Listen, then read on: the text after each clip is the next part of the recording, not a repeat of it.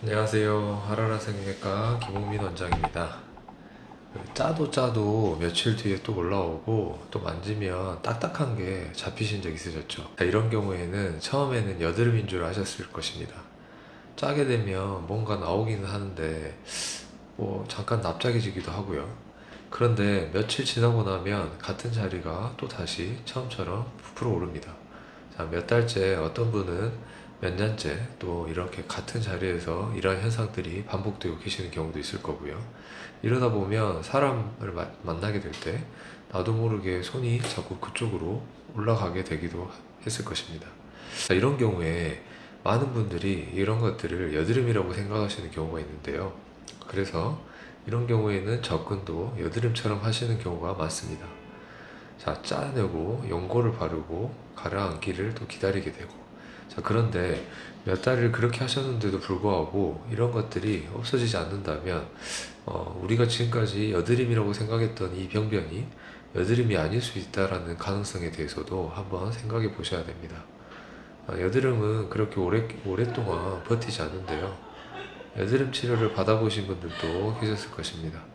피부과에서 약도 드시고 관리도 받으셨는데 다른 자리는 좋아졌는데 그 자리는 하나만 그대로인 경우도 있고요.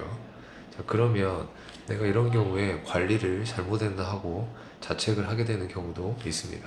그런데 정작 관리 문제가 아닐 수 있는 게 중요하다는 것인데요.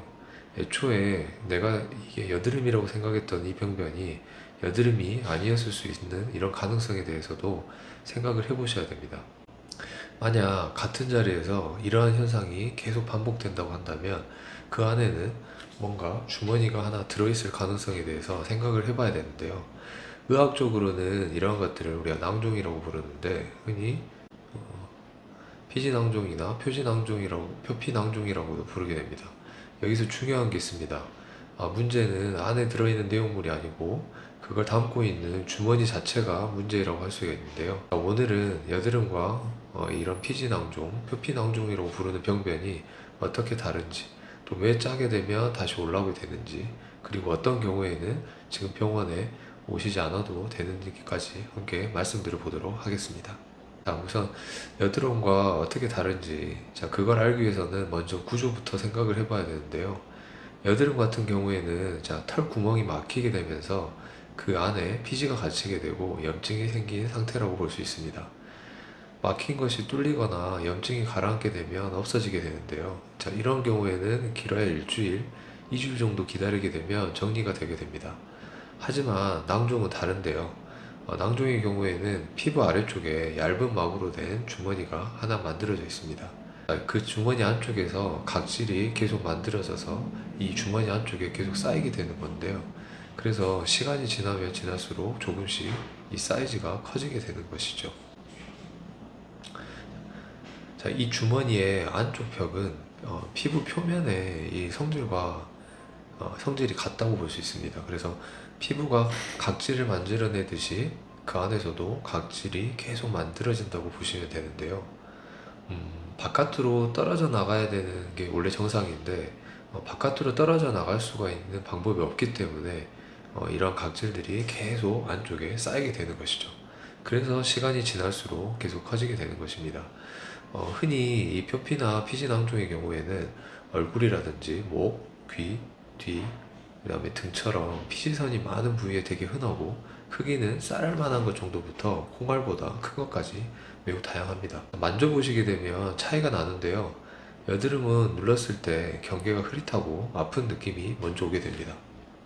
낭종의 경우에는 경계가 또렷한 구슬 같은 게 잡히게 되고요. 피부 아래에서 떼굴떼굴하고 함께 움직이는 느낌이 나기도 한답니다. 자, 이거를 정리하면 다음과 같다고 볼 수 있는데요.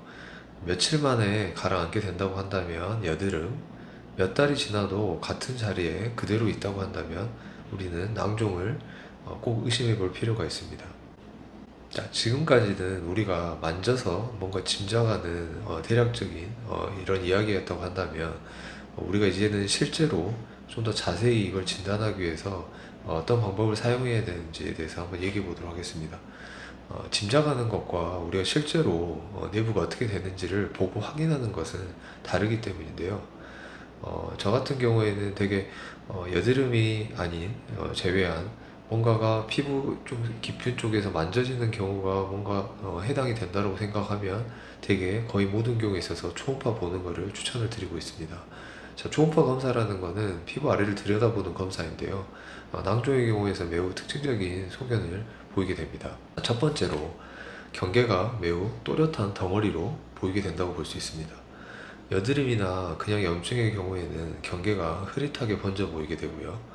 낭종의 경우에는 테두리가 분명한 방 하나가 뚜렷하게 초음파상에서 잡혀서 보이게 됩니다. 우리가 손으로 만졌을 때 구슬 같다고 느끼셨던 그 느낌이 화면에서는 이렇게 주변에 있는 정상 조직과 뚜렷하게 구분이 되어지는 형태로 보이게 되는 것이죠. 두 번째로는 그 테두리가 바로 주머니 벽인데요. 오늘 제가 계속 말씀드리게 되는 이 주머니가 초음파를 보게 되면 실제로 보이게 되는 경우들도 있습니다. 이런 주머니 안쪽에 각질이 차 있고 그거를 얇은 피지를 싸고 있는 막이 감싸고 있는 구조라고 볼 수가 있는 것이죠. 자, 세 번째로는 반복해서 짠 이 낭종의 경우에는 우리가 초음파상에서 좀 달라 보이게 됩니다.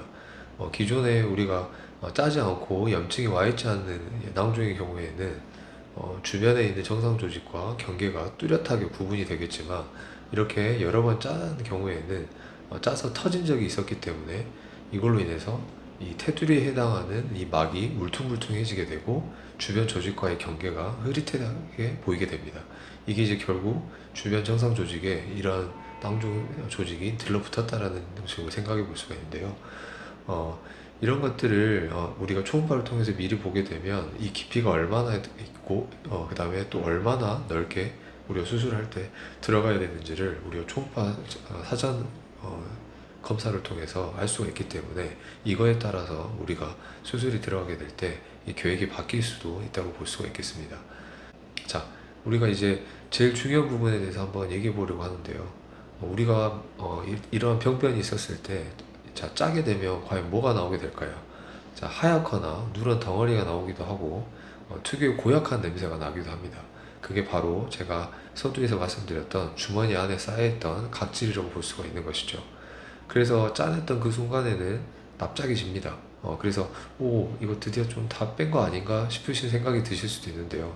자, 여기서 중요한 부분은 주머니는 그대로 남아있다는 것입니다. 주머니가 안쪽에 남아있게 되면 그 안쪽에서 다시 우리가 제거했던 각질들이 다시 쌓여서 만들어질 수가 있습니다. 짧게는 며칠, 길게는 몇 주 또는 몇 달이 지나게 되면 다시 찰 수가 있는 것이죠. 그래서 우리가 제거했던 자리에서 또 같은 자리에서 또 같은 현상이 반복되는 것입니다. 내용물을 아무리 빼내도 주머니가 있는 한 반복이 되게 되는 것이죠. 없애려면 가지를 통째로 우리가 꺼내야 됩니다. 자, 이 주머니 벽은 매우 얇은 구조를 띠고 있는데요. 그래서 사실 우리가 손으로 짜내서 이 피지를 싸고 있는 벽가지를 우리가 뽑아서 전체적으로 제거한다는 것은 사실상 쉽지가 않습니다. 간혹 집에서 바늘로 찔러보시는 분들도 계시는데 그렇게 하게 되면 내용물만 빠질 뿐이지 절대로 벽은 제거가 되지 않고 안쪽에 남아있게 됩니다. 오히려 그러한 행위로 인해서 균이 자라 들어가서 염증을 쉽게 유발하기가 쉽습니다. 자, 그리고 반복해서 짜내시게 되면 한 가지 문제가 더 생기는데요. 짜는 과정에서 주머니가 터져버리게 되면 안에 있었던 내용물들이 주변 조직으로 새어나가게 됩니다. 자, 그렇게 하게 되면 우리 몸은 그걸 바깥에서 들어온 이물질처럼 인식을 하게 됩니다. 그러한 것들 때문에 염증을 일으키게 되는 것이죠. 이러한 염증이 반복되다 보면 주머니가 주변의 살들과 들러붙어 버립니다. 그래서 아까 초음파에서 보셨던 것처럼 경계가 흐릿해지는 것이죠. 그렇게 되면 나중에 제거하려고 할 때 깨끗한 절개가 커지게 되고 남는 흉터도 커질 수가 있는 것이죠. 처음에 그냥 두셨으면 작게 우리가 끝날 수 있었던 문제가 몇 년 짜고 나서 오시게 되면 훨씬 더 큰일이 될 수 있다는 것이죠. 제가 오늘 이 이야기를 길게 드리는 이유가 있는데요. 오늘 영상에서는 딱 한 가지만 가져가신다고 하면 바로 이 부분을 얘기하고 싶습니다. 자, 뭔가가 여드름처럼 보이지만 여드름 같지 않은 뭔가 이상한 느낌이 있다고 한다면 절대로 짜지 마십시오. 자, 그럼 이제는 제가 언제 병원에 꼭 오셔야 되고 언제는 오시지 않으셔도 되는지에 대해서 한번 말씀드려 보도록 하겠습니다. 자, 오시는 게 첫 번째, 병원에 오시는 게 나은 경우에는, 자, 첫 번째, 자, 같은 자리에서 한 3번 정도 이상, 예, 똑같은 현상 짜내고 났는데 다시 이게 반복되면서 다시 생겨난 경우입니다. 자, 한두 번은 우리가 우연히 있다고 생각해 볼 수 있겠지만, 자, 3번째부터는 안쪽에 주머니가 자리 잡고 있을 가능성이 높습니다. 두 번째, 사이즈가 조금씩 커지고 있는 경우입니다. 여드름은 커졌다가 작아졌다 할 수 있습니다. 하지만 표피나 피지낭종의 경우에는 대체로 한 방향으로만 가게 됩니다. 절대로 줄어들지 않습니다. 세 번째, 빨갛게 붓고 아픈 경우입니다. 이런 경우에는 우리가 염증이 생긴 상태라고 볼 수 있는데요. 이때는 특히 짜지 마시고 오시는 편이 훨씬 낫습니다. 자, 아직 작을 때 정리하는 편이 나오는 경우인데요. 자, 이에 반해서 이제 지금 오시지 않아도 되는 경우에 대해서 얘기해 보도록 하겠습니다. 사실 어떻게 보면 이 부분에 대해서 제일 궁금해 하셨을 것 같은데요. 자, 첫 번째. 자, 크기가 그대로이고 특별히 아프지 않은 경우입니다. 낭종이 있는 경우라 할지라도 커지지도 않고 예를 들어서 특별히 불편하지 않다고 한다면 당장 시급한 상황은 아니라고도 우리가 볼 수 있겠습니다. 자, 이런 경우에는 당장 지켜보려고 하면 지켜볼 수도 있겠습니다. 하지만 앞전에 말씀드린 것 같이 절대로 짜시면 안 됩니다. 자, 두 번째, 옷이나 머리에 가려지는 자리인 경우입니다. 겉으로는 보이지 않고 특별히 걸리적거리거나 하지 않기 때문에 당장 염증 소견이 있지 않다고 한다면 꼭 서두르실 필요는 없다고 볼 수 있습니다. 자, 세 번째, 생긴 지 얼마 되지 않은 경우입니다. 자, 생기신 지 2주 정도는 아직은 그냥 지켜보셔도 될 수 있습니다. 만약 이게 여드름이었다고 한다면 그 사이에 가라앉겠죠. 하지만 이제 가라앉지 않게 된다면 그때 돼가지고는 병원에 오셔서 한번 진료를 보실 필요가 있다고 볼 수 있겠습니다. 제가 이렇게 말씀드린 이유가 있는데요. 낭종의 경우에는 저절로 없어지진 않지만 가만히 둔다고 해서 솔직히 갑자기 확 나빠지는 건 아닙니다. 간혹 오신 분들 중에 보면 몇 년을 그대로 가지고 계셨다는 분들도 많았고요. 그래서 사실 오늘 당장 꼭 결정하셔야 되는 문제라고 볼 수는 없습니다. 자, 시간에 쫓겨서 결정하시지 않으셔도 된다는 말씀을 제가 꼭 드리고 싶었습니다. 이제 상황에 따라서는 아까 말씀드린 것처럼 염증이 꼭 와 있다고 한다면 그런 경우에는 절대로 기다려서는 안 되겠죠.